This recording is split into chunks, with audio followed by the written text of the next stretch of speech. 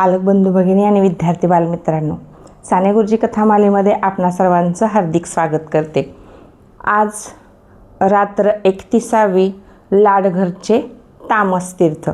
आम्ही लहान असताना आमच्या आईला संधिवाताचा त्रास होता, त्यामुळे तिने लाडघरच्या देवीला नवस बोलला होता। त्या देवीला लाकडी बाहुली, लाकडी कुंकवाचा करंडा, खणा नारळाची ओटी भरावी लागत असे। लाडघर हे दापोली तालुक्यातलं एक गाव आहे। मग आई आमची बरी झाली, बरेच दिवस झालं तरी तो नवस फेडला नव्हता। आता आम्ही ठरवलं होतं की तो नवस फेडून टाकायचा। मग आई पालघरहून दापोलीला येणार होती आणि दापोलीहून आम्ही लाडघरला जाणार होतो। ठरले तर मग मी दापोलीत होतो, आई पालघरहून कधी एकदा दापोलीला येते त्याची मी वाट पाहत होतो। आई दापोलीला आली। मी आईसाठी बैलगाडी ठरवली होती। गाडीतून आम्ही पहाटे निघणार होतो। आई पोचल्यानंतर थोड्या गप्पा झाल्या आणि आम्ही झोपलो। कोंबडं आरवलं, आई उठली, मीही उठलो। गाडीवानही लवकरच आला। आम्ही आंघोळा वगैरे केल्या आणि सामान भरून गाडीत बसलो। एवढ्या मोठ्या गाडीत आम्ही दोघंच होतो। खूप दिवसातून आई पालघरहून बाहेर पडली होती, घराच्या सुद्धा बाहेर पडली होती। जवळजवळ 10-12 वर्षे ती कुठंही गेली नव्हती, हवा पालटाला सुद्धा गेली नव्हती। पहिल्यांदाच आम्ही दोघे गाडीतून प्रवास करत होतो। खूप छान वाटत होतं। गाडी निघाली, बैलसुद्धा आनंदानं चालत होती। वातावरण शांत होतं। त्या शांत वातावरणात बैलाच्या गळ्यातल्या घंट्या वाजत होत्या, त्या जणू काही देवळातल्याच घंट्या वाजतायत असं वाटत होतं। मंद वारा वाहत होता। पहाट होऊ लागली होती। सृष्टी जणू जागी होत होती आणि मला झोप लागत होती। मी आईच्या मांडीवर झोपलो होतो। आई माझ्या डोक्यावरून हात फिरवत होती आणि तिने शेंडीला हात लावताच ती म्हणाली, कसली रे श्याम शेंडी केली आहे चरबट, तेल वगैरे लावत नाहीस का? मी काहीच बोललो नाही। आई म्हणाली, श्याम झोप लागली का तुला? नाही ग आई, तुझ्याजवळ आलं की मला फक्त प्रेमाचा वर्षाव हवा असतो। तू मला थोपट, गाणं म्हण, मला जेवढं लहान होता येईल तेवढं मी लहान होत असे। आई मला थोपटू लागली, ओव्या म्हणू लागली आणि मी आपला शांत आईच्या मांडीवर पडून होतो।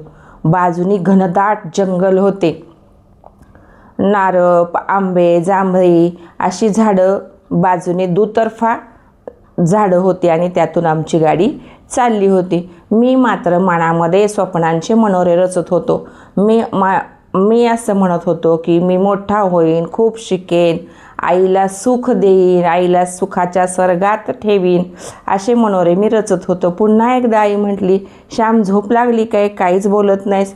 आई ओव्या म्हणत होती। ओव्या म्हणता म्हणता ती म्हणाली, श्यामच्या जीवनात देव येवो। मी ताडकन उठून बसलो।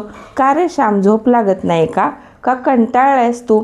मी म्हणालो, अगं तू श्यामच्या जीवनात देव आणतेस, देव येणे म्हणजे जागृती होणे, मग मी झोपून कसा काय राहू? म्हणून मी उठलो। जंगल संपत आले होते। दुरून समुद्र दिसत होता। जंगल संपले, ओचंबळणारा समुद्र दिसायला लागला। आम्हाला सुभाताईचे घर माहीत नव्हते। सुभाताई म्हणजे आमची लांबची आत्ते बहीण होती। आम्ही एकदाचे लाडघरमध्ये पोचलो। सुंदर टुमदार असा छोटासा गाव। गावामध्ये भरपूर पाणी, सुखी समृद्ध गाव, मुबलक पाणी, घन फुलाफळांची रेलचेल आणि दाट झाडी।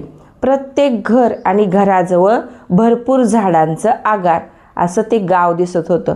आम्ही गावातून शोधत सुभाताईच्या घराजवळ आलो। गाडीवानाने गाडी सोडली। आम्ही गाडीतून उतरलो। सुभाताई आईला पाहून म्हणाली, ये ग वहिनी ये, किती दिवसांनी आपली भेट होते।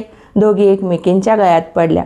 तिने आमचं हसत स्वागत केलं आणि मग उतरल्यानंतर पाणी चहा झालं आणि सुभाताई म्हणाली, राहत 8 दिवस आलीस तर? आई म्हणाली, नाही ग बाई, मी इतक्या लहान पोरं घरी सोडलेली आहेत, श्यामची शाळा बुडते आणि 8 दिवस राहून कसं चालेल?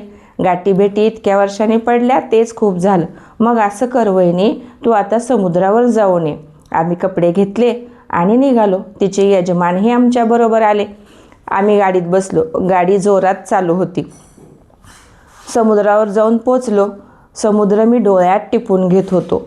आणि मग मी त्या लाटांमध्ये आंघोळीला गेलो. आंघोळ करू लागलो. आई पण गुडघाभर पाणी आहे तिथं बसून तिनेही आंघोळ केली. तिनं समुद्राची पूजा केली. गंध, फुलं, अक्षदा वाहिली. 4 आणे समुद्रामध्ये टाकले. मी सुभाताईच्या यजमानाला विचारले, या समुद्राचे पाणी लाल कसे? इथली वाळू लाल कशी? ते मला म्हणाले, देवाची कृपा. तेव्हा आई म्हणाली, अरे देवानी तर राक्षस मारले असतील, त्यामुळे हे पाणी लाल आहे. आम्ही समुद्राची पूजा करून निघालो. तोपर्यंत सुभाताईने घरी जेवणाची सगळी तयारी केली होती. साधेच पण सुंदर जेवण तिने रुचकर जेवण बनवले होते. नारळाचा आंगरस काढला होता. नारळाची चटणी केली होती. प्रत्येक जेवणाच्या पदार्थामध्ये नारळ घातलेला होता, त्यामुळे त्याला एक वेगळीच चव होती. सर्वांची जेवणे झाली. त्या दोघींनी आवराआवर केली. तिने सुपारी दिली. मी काही सुपारी खात नसे, पण सुपारीचं खोबरं मात्र मी त्या दिवशी खाल्लं. त्या दोघींनी दुपारचं थोडंसं अंग टाकलं आणि मी आणि सुभाआत्याचा मधू आम्ही दोघंजण त्यांचं झाडांचं आगार पाहायला गेलो. त्यामध्ये केळीची झाडं, पेरूची झाडं, आंब्याची झाडं, नारळाची झाडं, पोफळीची झाडं, भरपूर झाडं होती. सुभाआत्या आतनं म्हणाली, श्याम 2-4 पणसी काढ रे, पिकलेल्या काढ. आणि मग मी म्हणालो, कुठं आहे पणसीचं झाड? मग त्या मधूने मला पणसीचं झाड दाखवलं. त्या पणसीच्या झाडावर छान पिवळ्या पिवळ्या पणसी लटकलेल्या होत्या. मग मी 2-4 पणसी काढल्या आणि घेऊन घरी आलो. एक फोडली आणि ती सगळ्यांना वाटली. पणसी एकदम गोड होती. आत्या म्हणाली, ह्या 2 पणसी आपण गाडीत खायला ठेवूया. गाडीवानालाही पणसी दिल्या आणि सगळ्यांनी देवीला जायची तयारी सुरू केली. उर्वरित कथा आपण पुढील भागामध्ये पाहूया. धन्यवाद.